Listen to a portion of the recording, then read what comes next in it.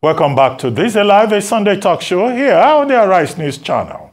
In an extraordinary display of tenacity and resilience, the Tigress made history by reaching the quarterfinals of the Olympic Games for the first time ever after beating Canada 70-59. The Gallant Girls became the first ever African team, male or female, to qualify for the quarterfinals at the Olympics Games. Well, it's actually 79-70. The Tigress secured a thrilling victory over Canada, the fifth-ranked team in the world, to advance to the quarterfinals. Throughout the group stage, the team demonstrated exceptional performance by winning 2 out of 3 games. They achieved notable victories against Australia and Canada and lost gallantly to the host nation, France, in a closely contested match. Aaron Akerijola, Arise News correspondent in France, covers the Olympic Games. He now joins us for updates about the Games.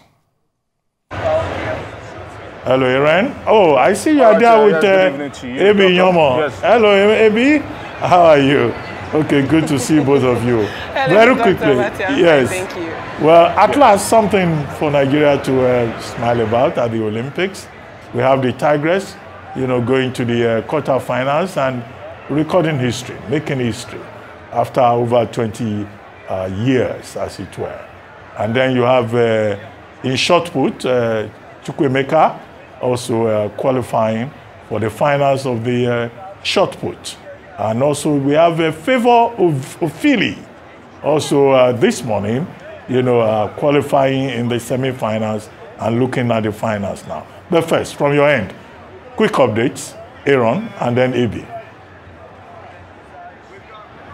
All right, okay, quickly, let's talk about the D-Tigress, and they've been fantastic.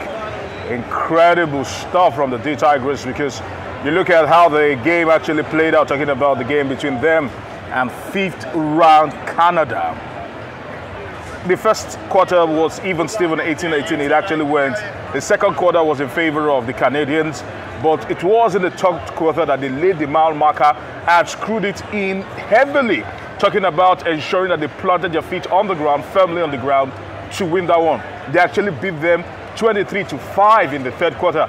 That was enough to actually win that particular game, because they lost the fourth quarter, when it was enough to end 79-70, and they are through to the quarterfinals. A very young team, but a team that is overreaching, overachieving, and punching above their weight. Remember, they are AfroBasket champions, and coming into the Olympics for the very first time, getting to the quarterfinals. Kudos to them. I must actually say, Ebi, it's been fantastic from these ladies. Rene Wakama has really, really led these charges very well.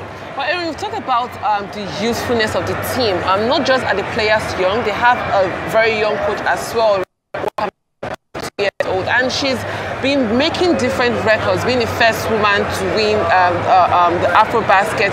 She also translated that into helping Nigeria get the victory for the first time in 20 years at the Olympics, and now becoming the first African team, male or female, to get to the quarterfinals of the Olympics. I think this is not just a joke, it's not just a fluke, knowing that she was able to defeat 2 of the top 12 teams in the world when it comes to basketball. I think the D-Tigers have punched above what so many people thought they would achieve at this particular tournament. And it's just hopeful, because we've seen so many Africans at this tournament break records, becoming even smaller countries. For instance, the 100-meter Alfred there, who won the first gold medal ever for St. Lucia. It could happen, and Nigeria could get to the semi-finals and at least get a bronze medal. There's nothing that can't happen at this point, Aaron. All right, quickly, Doctor, a quick update. Looking at how things are actually playing out as we speak. Ese Ukpesaraye, all right, he's still in cycling. That began at 1 p.m. Nigerian time, 2 p.m. here in Paris, and that is still going on as we speak. You mentioned earlier on Favor of Philly in hit 6. All right, round 1, hit 6, actually won that particular one, and I must actually salute her bravery and her mental fortitude for actually pushing very far. And also, later on, we'll be looking out for the men. Of course, Chidi Okezie in the men's 400 meters and Samuel Ogazi in the men's 400 meters will be running in round 1. And later on this evening, in the men's 100-meter semifinals. It will be Kayinsola Ajayi and Favour Ogene Tejiri Ashe will be running for an opportunity to get into the finals and probably compete amongst the best in the world. All right, Favour did very well in the previous round, and he'll be hoping to top that this time around. Well, I will have for Nigeria 2 male progressing to the semi-finals. They had Kayinsola Ajayi. I think that is the athlete who stood out when it comes to for Nigeria, because he was able to defeat the world's reigning Olympic champion, that's Jacob of Italy, and he will be hoping to run a better record this time out. But for Favour ran a personal best of 9.97, but he could not do that in the round 1. Luckily for him, he was able to progress through non-automatic sports. So I think it's also good for Favour as well. It's good for Nigeria. But what Nigerians should do at this point is, after running every race, I think Nigerians have a lot of expectations, like we should, but when you look at the finishing time, it's almost always difficult to think that they can be in a medal position. But we're just hopeful. I particularly believe that Kayinsola Ajayi could do something for Nigeria. It will be very difficult, knowing that they have Noah Lyles in action, Oblique Seven in action, Bednarek. There's so many Jamaicans and Americans who are very good in the 100-meter, but it can happen, Aaron. All right, anything can happen. Well, later on at the start of France, Doctor, a lot of activities will be going on.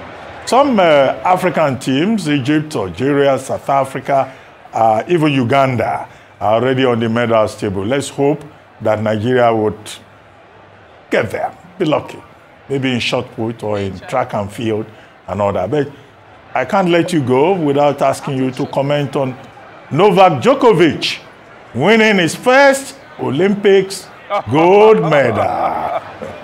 Yeah. How about that?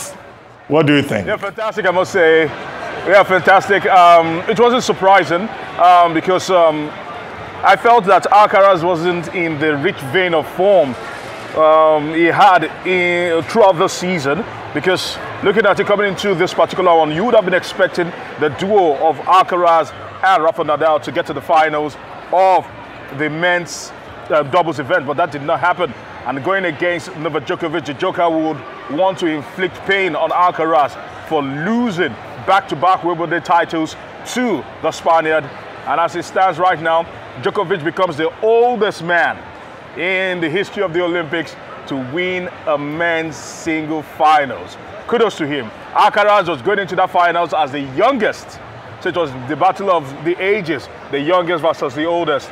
And ultimately, one man prevailed, Novak Djokovic. So you look at his plethora of titles and medals and trophies, you can say that he is an Olympic champion for real. Well, Aaron, I think that Alcaraz came into this tournament probably based on exhaustion, knowing that he had won back-to-back Grand Slam. Yes, he's young. Yes, Djokovic might have used the experience, but I think no one can take away the fact that Alcaraz, at his young age, he's won different Grand Slam titles, and now he's even a silver medalist at the Olympics. Who knows what's going to happen in 5 years or in 3 years' time? He's going to be 24. He could still get a chance at that. But congratulations to Djokovic. He's had a fantastic career. It's one of the best tennis careers for the males. Arguably the greatest of all time. Exactly. Arguably the greatest of all time. It's in Paris, fit only for the stars. From Kati Ledecky to Simone Biles to Novak Djokovic. Let's hope that a Nigerian name will be among the superstars, the legends. Thank you very much, A.B. Nyomo. Thank you, Aaron Akurijola.